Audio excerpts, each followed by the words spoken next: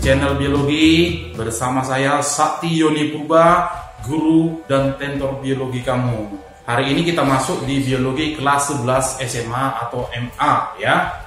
Topik yang kita bahas hari ini adalah bab yang pertama, yaitu tentang sel. Adapun tujuan pembelajaran kita dapat kamu lihat di sini ya, tidak perlu saya jelaskan satu-satu ya, kamu bisa baca di sana. Nah, sebelum kita mulai, bagi kamu yang baru pertama sekali ya bersama channel ini, saya minta kamu untuk mensubscribe dulu ya. Ini adalah channel belajar biologi yang paling mudah, paling gampang, dan gratis ya. Jadi cukup dengan hanya mensubscribe saja, kemudian kamu klik tombol lonceng yang ada di bawah ini ya, agar setiap ada materi baru yang saya upload langsung bisa dapat pemberitahuan ke kamu, sehingga kamu bisa menjadi orang yang pertama selalu bisa menonton materi-materi baru yang akan selalu saya upload secara periodik ya, secara teratur, sehingga kamu bisa belajar biologi dengan mudah. Nah, kita mulai saja materi kita hari ini. Bab yang pertama yang berjudul adalah sel ya. Materi ini lumayan cukup panjang, banyak, karena ini ada hubungannya nanti dengan materi waktu kamu sudah duduk di kelas 12 ya. Ini ada hubungannya. Ini awalnya dulu, nanti di sana akan diperdalam lagi, diperluas lagi ya. Jadi karena materi ini sangat banyak, kita akan membagi materi ini menjadi dua bagian.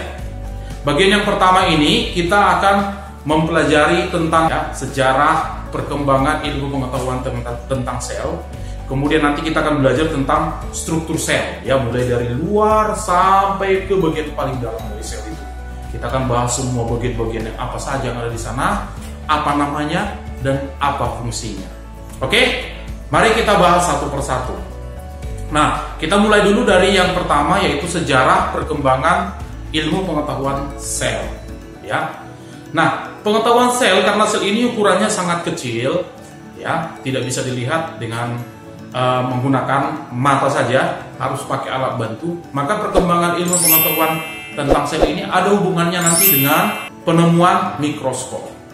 Pada tahun 1665 Robert Hooke itu menggunakan mikroskop yang sangat sederhana, sehingga dia bisa mengamati sel ya. Tapi apa yang dia matinya juga masih sangat terbatas sekali ya. Robert Hooke pada waktu itu dia mengamati sel dari sayatan gabus, di mana sel gabus adalah jaringan yang sudah mati. Maka dia menemukan bahwa di dalam sayatan gabus itu ditemukan sel ya yang tidak punya isi. Maka dia mengatakan bahwa sel itu adalah ruangan yang kosong ya, tidak ada isinya. Nah, itu penemuan Robert Hooke waktu itu. Nah, kemudian pada tahun 1668 ya sampai 677 ada ahli lagi ya, Antony van Leeuwenhoek. Dia menggunakan mikroskop yang lebih baik kualitasnya daripada yang dipakai oleh Robert Hooke. Oleh karena itu, Antony van Leeuwenhoek bisa mengamati dan mendeskripsikan tentang sel-sel yang lebih sempurna ya. Apa yang bisa dia matinya pada waktu itu? Antony van Leeuwenhoek sudah bisa mendeskripsikan tentang bagaimana ya sel dari protozoa. Dia bisa melihat sel protozoa ya. Dia bisa juga melihat kapiler darah. Bahkan dia juga bisa mengamati spermatozoa pada serangga, juga pada manusia. Nah, kemudian Schleiden ahli botani ya, yang menemukan bahwa setiap individu tersusun atas unit-unit kecil yang disebut dengan sel ya. Dia ahli botani sebenarnya. Nah, kemudian datang lagi Theodor Schwann ya. Schwann mengatakan bahwa setiap sel-sel hewan juga terdiri dari sel. Jadi mereka dua orang yang berbeda mengamati objek yang berbeda. Si Schleiden mengamati karena dia ahli botani, dia mengamati sel tumbuhan. Kemudian Schwann mengamati sel hewan, tapi hasilnya sama, bahwa baik hewan ataupun tumbuhan terdiri atas unit-unit yang kecil yang disebut dengan sel. Nah, jadi kedua orang ini memiliki penemuan yang memberikan dampak sangat besar terhadap perkembangan pengetahuan tentang sel pada waktu itu. Kemudian ada lagi ahli yang berikutnya, yaitu Rudolf Virchow. Rudolf Virchow menemukan bahwa setiap sel itu berasal dari sel sebelumnya, atau terjadi proses sel yang bisa bertumbuh dari 1 jadi 2, 4 dan seterusnya. Maka dia mengemukakan satu konsep teori sel yang dinamakan dengan omne cellula ex cellula. Artinya sel berasal dari sel sebelumnya. Nah, itulah penemuan-penemuan penting dari ahli-ahli yang pertama sekali meneliti tentang sel. Hingga sekarang pengetahuan tentang sel ini makin berkembang seiring dengan penemuan mikroskop yang jauh lebih sempurna. Sekarang kita sudah bisa mengamati sel menggunakan mikroskop elektron, sehingga kita bisa mengamati sel itu ternyata sangat kompleks. Oke, sekarang kita akan mempelajari bagaimanakah struktur sel itu, ya. Nah, sel itu ternyata memiliki struktur yang sangat kompleks. Seperti yang dikemukakan oleh ahli tadi ya, bahwa setiap makhluk hidup itu disusun oleh sel. Jadi kalau kita makan, kita bernapas, kita mengeluarkan sisa ekskresi, itu sebenarnya adalah proses yang sudah dilakukan oleh setiap sel kita. Kita butuh oksigen, yang butuh oksigen sebenarnya adalah sel kita, karena unit terkecil dari makhluk hidup itu adalah sel yang melakukan aktivitas hidup juga, ya. Nah, sekarang kita pelajari bagaimana struktur sel itu. Nah, sel ternyata dapat dibagi menjadi beberapa bagian utama, ya. Di sini nanti juga kan kita temukan ada namanya organel sel yang melakukan fungsi-fungsi khusus untuk menopang atau mendorong kehidupan di dalam sel itu sendiri. Materi yang struktur sel ini menjadi sangat penting karena di dalam soal-soal ulangan, baik itu semester, ya, bahkan dalam ujian akhir ya sekolah, tes masuk perguruan tinggi, bagian ini akan menjadi soal yang paling sering ditanyakan dalam tes tersebut. Nah, di sini kita akan membahas beberapa bagian ya. Kita mulai agar kamu mudah, kita langsung masuk ke bagian-bagiannya dan kita bahas satu persatu ya. Pertama kita mulai dulu dari bagian luar. Bagian luar dinding sel ya. Dinding sel ya, itu hanya ada pada kelompok sel tumbuhan, tidak ada pada hewan ya. Dinding sel ini disusun oleh selulosa, hemiselulosa atau pektin, sehingga sifat dari dinding sel itu bersifat kokoh, kaku dan bersifat impermeabel. Impermeabel artinya tidak dapat ditembus oleh zat ya. Nah, maka agar zat dapat keluar masuk ke dalam sel ya, yang punya dinding sel tadi ya, pada sel tumbuhan maksudnya, maka dinding sel ini harus punya pori-pori. Pori-porinya ini disebut dengan plasmodesmata. Jadi ada celah-celah kecil ya, seperti pada gambar ini ada celah-celah kecil, maka zat-zat itu bisa keluar masuk dari celah ini karena dinding sel ini sebenarnya bersifat impermeabel atau tidak bisa ditembus oleh zat. Maka ada pori-porinya, ada celah-celah kecil ya, itu yang kita sebut dengan plasmodesmata. Jadi plasmodesmata ini bisa berfungsi untuk dilalui oleh zat yang bisa keluar masuk ke dalam sel ya. Nah, kemudian di belakang dari dinding sel akan kita temukan ada namanya membran sel. Membran sel terdapat pada sel hewan dan juga pada sel tumbuhan, ada pada dua-duanya. Membran sel disusun oleh fosfolipid, glikoprotein dan juga protein. Struktur fosfolipid dari membran sel ini terdiri dari lipid bilayer atau dua lapis lemak ya, dua lapisan lemak seperti pada gambar ini. Kita lihat ada lapisan atas dan lapisan bawah, di mana pada lapisan ini nanti ya itu terjadi proses yang sangat kompleks juga ya. Ada terjadi proses transport di sini, tapi ini tidak kita bahas pada kesempatan ini ya. Kita akan bahas pada bagian yang kedua dari bab ini ya.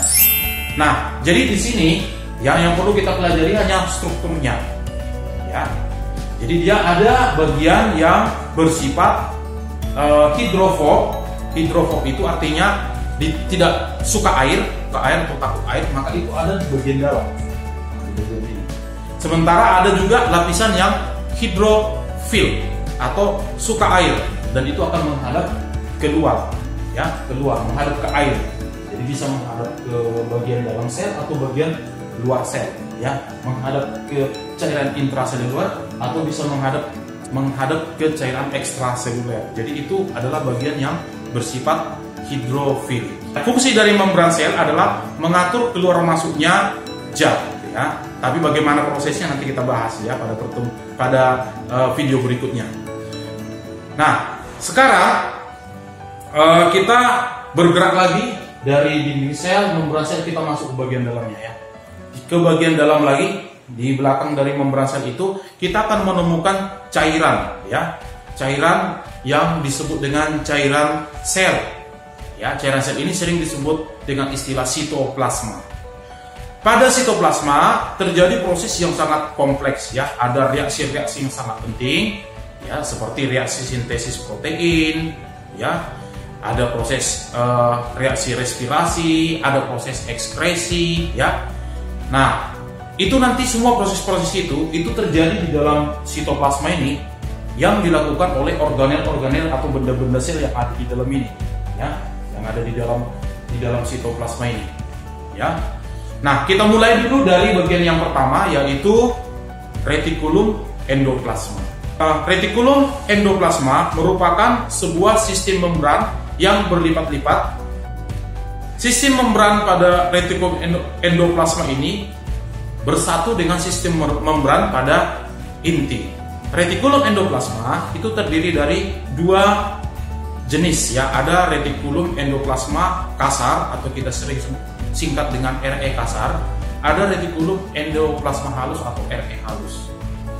Nah, retikulum endoplasma kasar itu merupakan tempat menempelnya ribosom. Nah, fungsi dari retikulum endoplasma kasar, RE kasar, berfungsi dalam proses sintesis protein, sementara RE halus berfungsi dalam proses pembentukan lemak, menetralisir racun, dan menyimpan kalsium pada proses kontraksi sel kokon.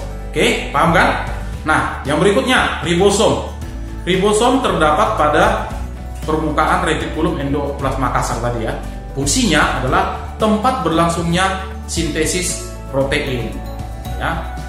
Nah, bagaimana proses terjadinya sintesis protein ini? Ini nanti akan dibahas pada biologi kelas 12. Jadi tidak dibahas di sini, ya, di kelas 12.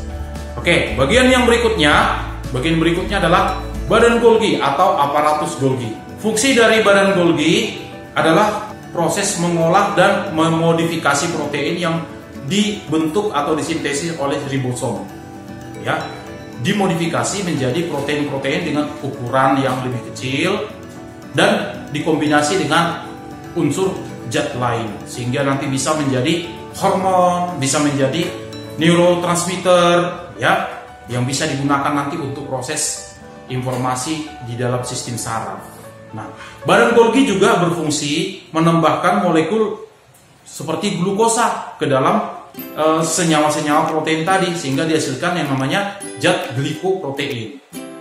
Pada kelenjar-kelenjar, ya, badan Golgi memiliki jumlah yang sangat banyak, berfungsi untuk menghasilkan hormon atau enzim.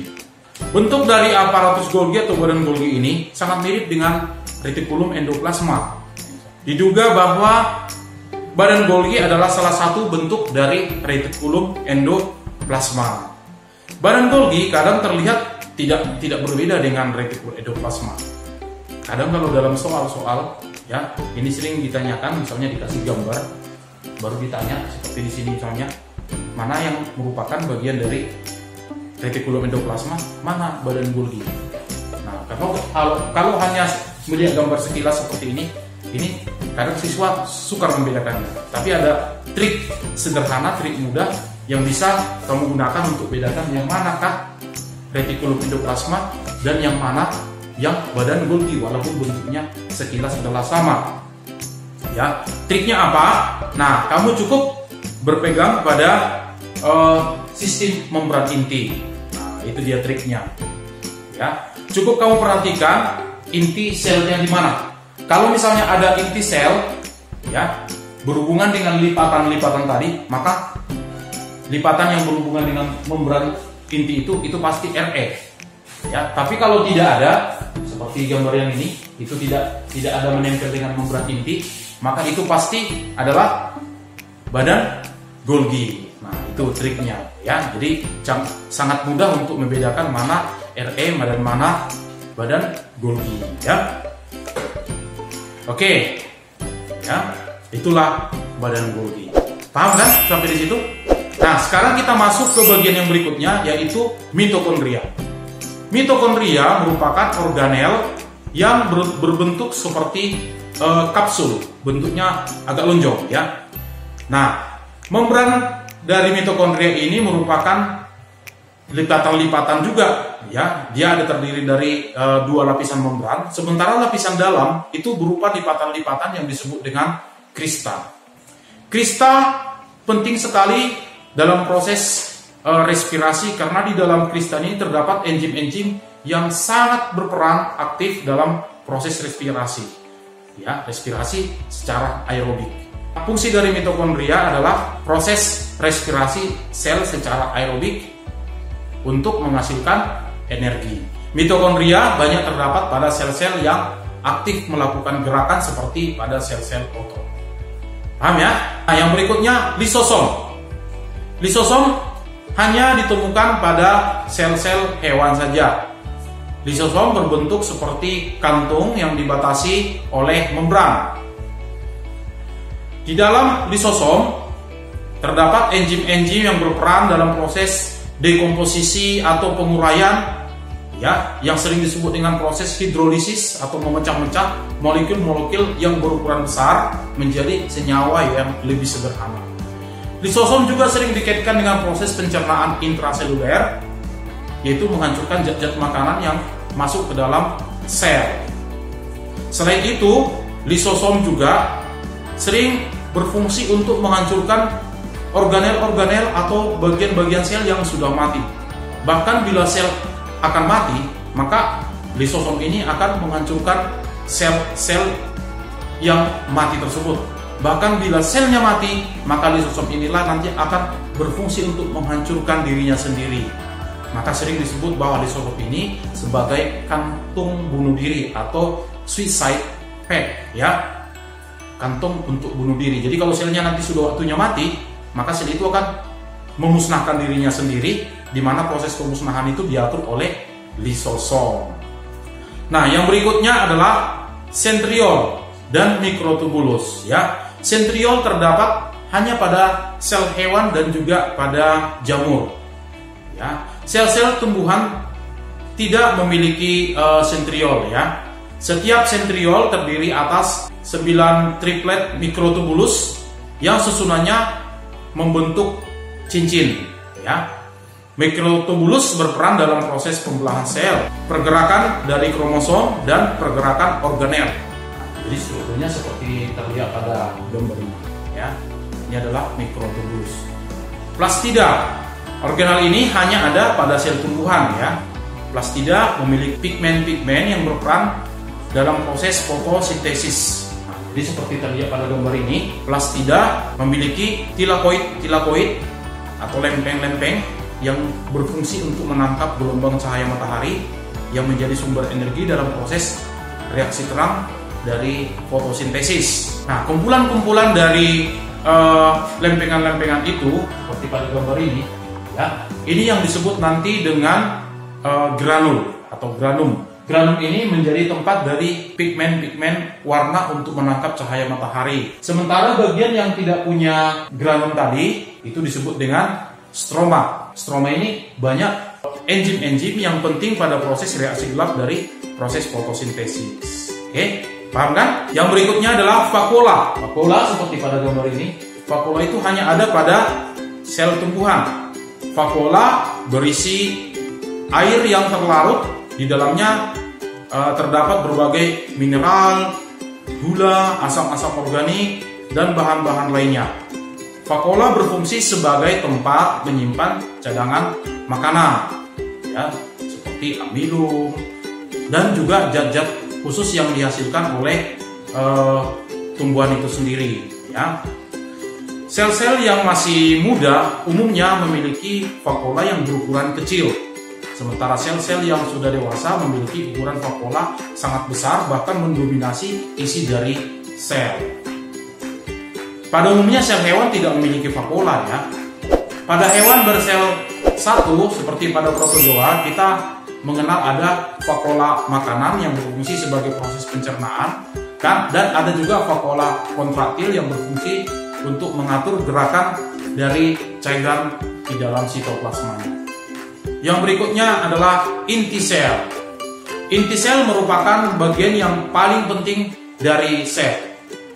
Nah, di dalam inti sel itu kita bisa menemukan ada nukleolus atau anak inti, ada juga benang-benang kromatin, bahkan juga ada cairan yang disebut dengan nukleoplasma. Kromatin mengandung materi-materi genetik berupa DNA serta protein. Nah, kromosom-kromosom ini penting untuk mengatur kapan dan bagaimana proses pembelahan sel itu bisa berlangsung. Selain itu, kromosom juga mengatur proses sintesis protein-protein tertentu. Inti sel berfungsi mengatur segala aktivitas di dalam sel. Nah, demikianlah bab yang pertama tentang sel, bagian yang pertama. Bagaimana pelajarannya? Gampang kan? Nah, kalau kalian masih merasa kurang paham, kalian bisa memutar ulang video ini, menonton kembali ya sampai paham. Namun kalau juga masih kurang jelas atau ada yang ingin kamu tanyakan, silakan kamu isi pertanyaan kamu di kolom komentar di bawah ini. Saya akan berusaha untuk menjawab pertanyaan-pertanyaan kamu. Oke, sampai nanti kamu benar-benar paham. Sampai sekian dulu pertemuan kita hari ini. Jangan lupa, bila kamu merasa video ini bermanfaat bagi kamu, maka kamu juga bisa men-share video ini ke seluruh teman-teman kelas kamu atau satu sekolah kamu, agar semua teman-temanmu di seluruh Indonesia di mana saja dapat belajar bersama kita. Sampai sekian, selamat melanjutkan pembelajaran kamu dan tetap semangat. Bye-bye.